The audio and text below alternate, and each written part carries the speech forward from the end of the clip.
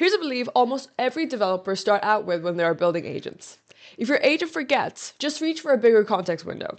So you go from an 8,000 token context window to an 138,000 token window, and for a little while it seems like the problem is fixed. But then the window fills up again, and the agents start to forget again, and so you reach for an even bigger context window. And the exact same thing happened just a little later.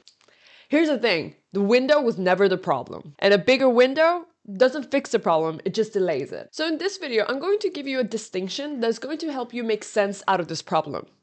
And it's the difference between context and memory. Because once you know this, it's going to be much easier to figure out which layer to fix. And of course, it's never the layer that you think it is. So let's start with the single most important idea in this video. So if you take nothing else away from this video, take this. The context window is the only reality the agent has access to when it generates an answer. So if something is not in the context window, as far as the agent is concerned, it does not exist. And this is not a limitation that you're going to engineer yourself around. This is the architecture. And it's because the agent itself is inherently stateless. So you're the one who has to make sure that it has the right context to generate that answer. And that's the frame that we're going to hold on to in this video.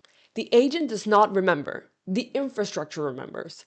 The agent only knows what the infrastructure decides to place in front of it inside the context window. And every forgetting problem that you will hit with an agent comes straight out of that sentence. So if the window is the only reality the agent has access to, what's in it? Context is not just one thing. It's a stack of information that is sharing the same fixed amount of tokens. Your system prompt, your conversation history, any retrieved documents, tool outputs, and any injected state. And all of it is competing for the same amount of tokens that is defined by your context window size. And since this is a fixed amount of tokens, that means that once your context window fills up, something has to go. And usually it's the oldest content at the bottom that gets dropped. And that's your first forgetting mechanism, which is not a model problem. It is simply that the context window got filled up and something had to be removed. Two more things about context. First of all, it's temporary. So that means that if you end a session and you start a new one, this new one starts from zero and has no context about what you talked about yesterday. Second, even when your content is in the context window, it is not treated equally. There's a well-documented effect called lost in the middle, which means that the model performs sharper on content that is in the beginning and the end of the context window, and weaker in the content that is buried in the middle. And accuracy there can drop up to 30%. So content is not just limited by size, it also degrades, which means that the more content you bury inside the context window, the harder it becomes for the agent to actually retrieve the right thing. So if context is temporary and it degrades as it fills, then how do agents remember across sessions? This is where memory comes in. And memory is not a bigger context window. It is a separate layer that exists outside of the context window. It persists information after a session ends, and most importantly, it also decides what gets re-injected into the context window again before the next inference call. So the flow is this. A new query comes in, and before the model runs, the memory layer looks at what it has stored. It picks out what's relevant to this query and ranks it, and places that into the window. Then the model runs. And now it can remember because the relevant path is sitting right there in front of it. Without this layer, the agent starts from zero every time, but with this layer, the agent has access to all information that it has seen before that has been stored in the memory, but filtered down to what really matters right now. So that's the whole distinction in one frame. Context is what the model sees right now, but memory is the system that decides what gets remembered and what is relevant information for the agent right now. And almost every forgetting problem that you will hit is one of these two. Failure mode 1 is that you don't have any memory infrastructure layer at all.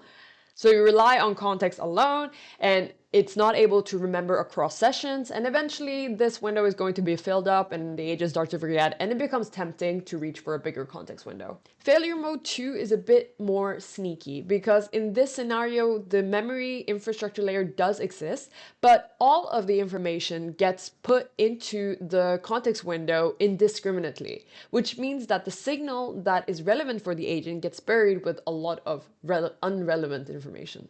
And the key insight here is that both of these failure modes are related to memory, which means that it won't be fixed by changing the prompt, changing the model, or reaching for a bigger context window, because you have to fix them at the memory layer. So how do you actually design that memory layer? When you sit down to design the memory for your agent, ask yourself these 3 questions. 1. What does the agent need to know right now for this specific call? That's your context. What goes into the window this turn? 2. What does it need to remember across sessions? That's your persistent memory, the information that has to survive after the context window is wiped. And 3, out of everything the agent could remember, what's actually relevant to the current query versus just old history? Because that's your retrieval and ranking, the filter that keeps the window clean and neat with relevant information. Answer these 3 questions honestly, and they will tell you what type of memory infrastructure you need to build. The problem is that most teams have not even separated these 3 questions, and that's why they end up building something that makes the agent forget. Vector databases are an important part to make the memory discriminate and only put in the relevant information into your context window, so that you can avoid failure mode 2, where the agent just gets way too much information to understand what is the real signal here. A vector database is a retrieval layer which embeds all the information that the agent has ever seen before and ranks them such that you can find the semantically most relevant information based on the current query that your agent is being asked, such that only the most relevant information will be put into the context window. An Actium Vector AI database does exactly this on local hardware with no cloud dependencies. Okay, so we've been through a lot of information, so let's make sure this all lands. Context is what the agent sees at any given moment. Memory is infrastructure, and it decides what gets remembered and what is relevant information to put in the context window right now. So the next time your agent forgets, make sure that you pause before you grab a bigger context window and ask yourself, is there a memory layer present? And if it is it actually injecting the correct information at the right time? That's recall and precision, and that's exactly what we're going to be discussing in the next video. If you're ready to start building, make sure to not miss a sign up where you can get 1 million vector embeddings for free for 30 days. If you have any questions about this, make sure to join our Discord. You'll find the link in the description down below, and I'll see you in the next video.